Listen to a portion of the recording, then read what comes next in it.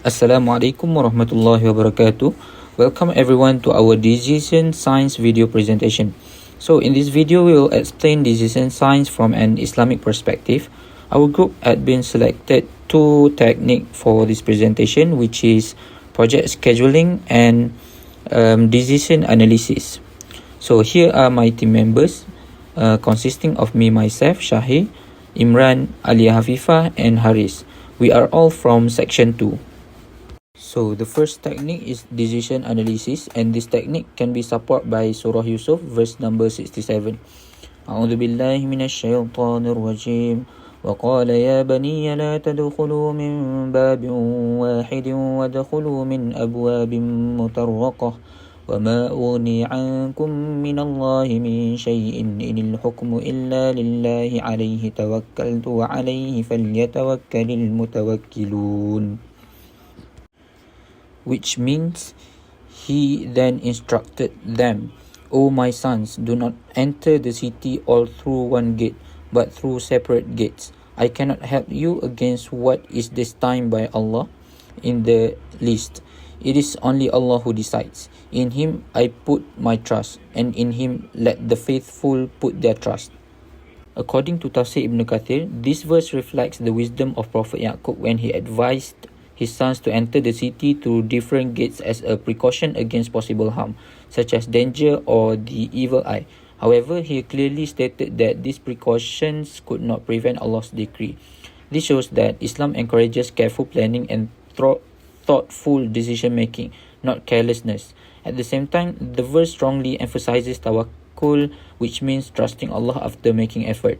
Overall, the verse highlights the balance between human responsibility and divine will, where believers plan wisely but rely fully on Allah for the final outcome. Okay, next for the important concepts.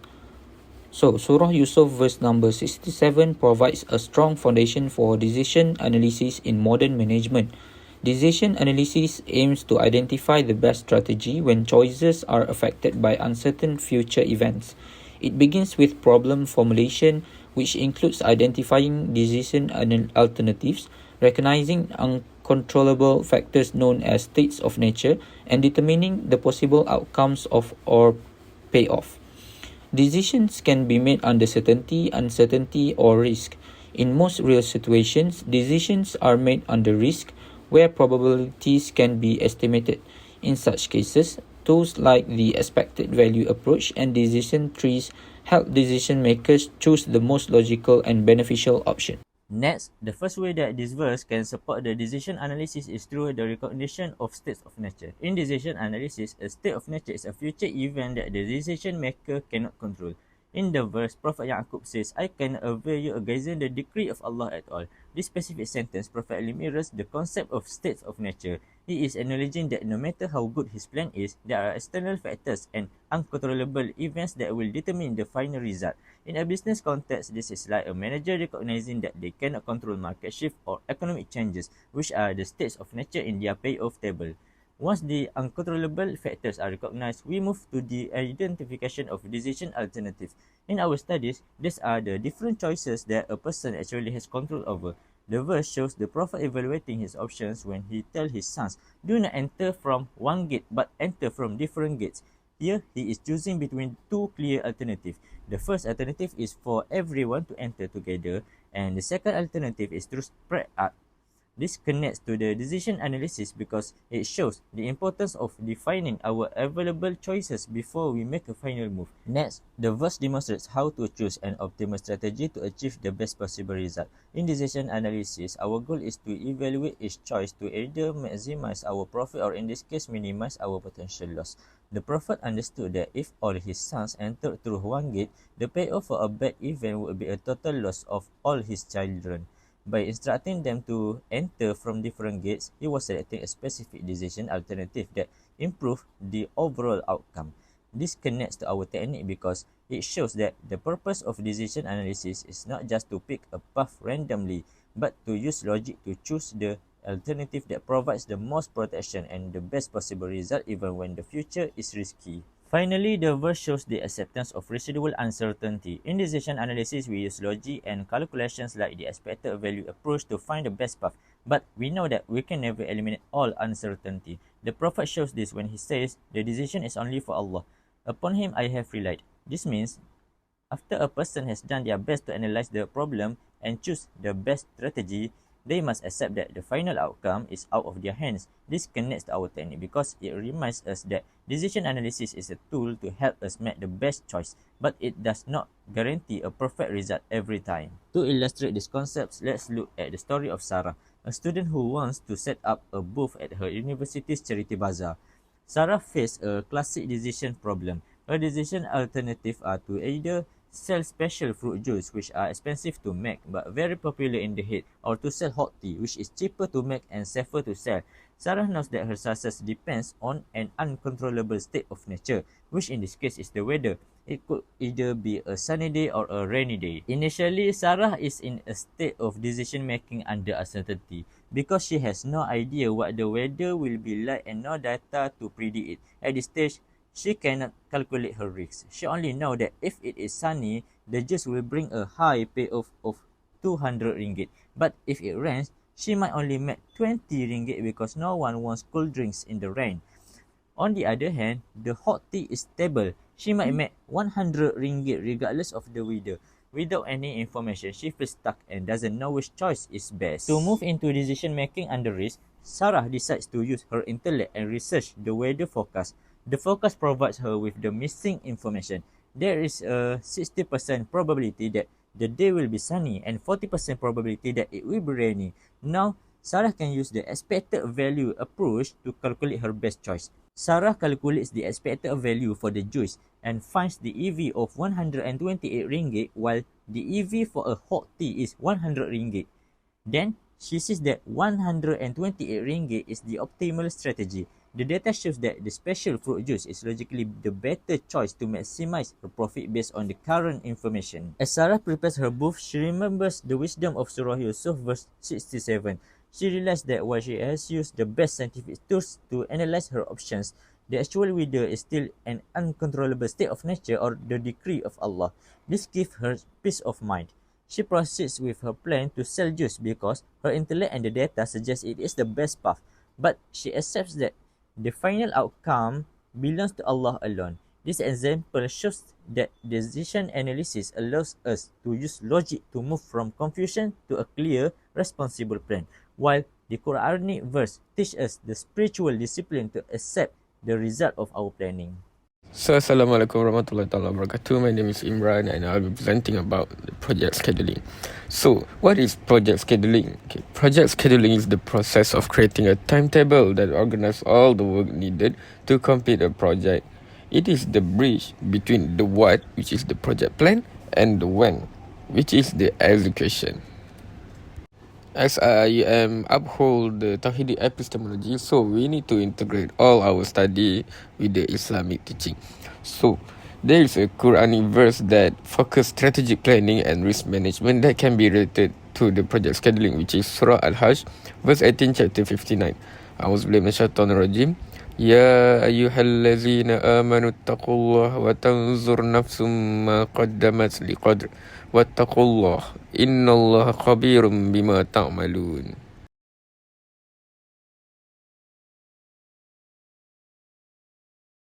It means, O believer, be mindful of Allah and let every soul look to what deeds it has sent forth for tomorrow, and fear Allah, for certainly Allah is all aware of what you do. So how can we relate the verse with the project scheduling is when we see the verse, let every soul look to what it has put forth for tomorrow, we link it to the scheduling is the act of looking to tomorrow, which is we need to have a planning, which is looking ahead, preparation, put forth, accountability, checking progress, and also the last one is risk management, which is avoiding surprises.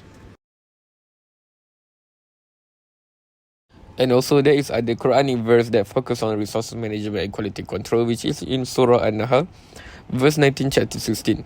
A'udzubillahi minasyaitonirrajim. Innallaha ya'muru bil 'adli wal ihsani wa ita'i dzil qurba wa yanha 'anil fahsya'i wal munkari wal baghi. Ya'izukum la'allakum tadhakkarun.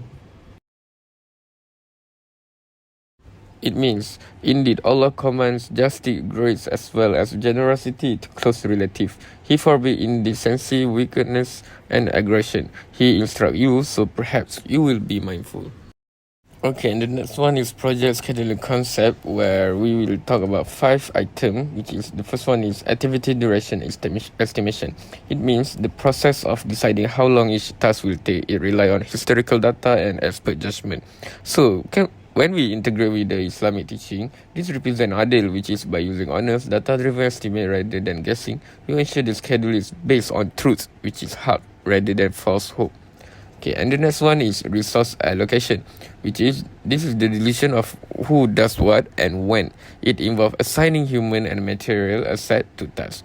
This is the direct application of adil, which is it prevents the oppression of the team by ensuring the workload is balanced and fair. Okay, for the third one is CPM, which is critical path method, which is it is a logic-based tool that calculates the longer sequences of tasks that must be completed to finish the project. Okay, this relates to amanah, which is trust. Knowing the critical paths allow a manager to know exactly which tasks are the highest priority to fulfill the project promise on time. Okay, and the fourth one is uncertainty and risk management, or PERT. Decision science assume we don't know the future perfectly. Per program evaluation and review technique, use a formula to find a weighted average of time. So this aligns with Surah Al-Hajj, which is looking to tomorrow. It acknowledges that only Allah knows the future. So what can we do is we can plan for multiple scenario, which is risk to remain prepared. And last but not least is slack time and buffer planning, which is slack or flow is the amount of time a task can be delayed without affecting the project finish date. Buffer are extra time to added to protect the schedule. Assalamualaikum. My name is Alia Afifah binti Imam Ali. My metric number is 2318010. So for this presentation, I will explain how Surah An-Nahl verse 90 support project scheduling concept like PERT and CPM. So the verse command justice, excellence and avoiding harm. Justice means assigning realistic task duration and distributing workload fairly, so no team member or critical activity is overloaded.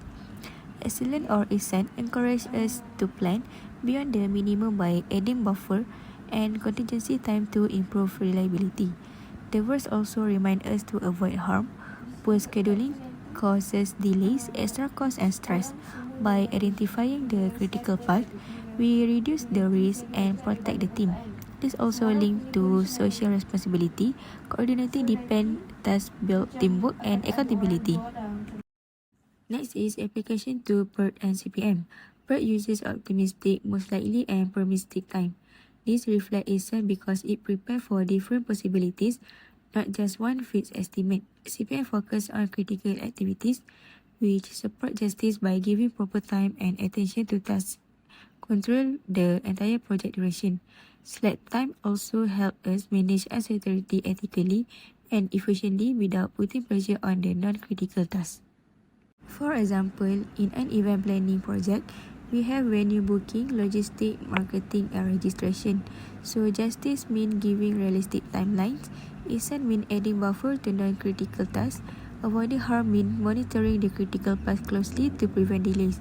With this value, the event can run smoothly and finish on time. So in conclusion, in Quran, verse 16-19, support ethical, efficient and structured decision making. This value align with the goal of project scheduling, with include fairness, efficiency and risk control. That is why this verse is highly relevant to techniques like PERM and CPM in decision science.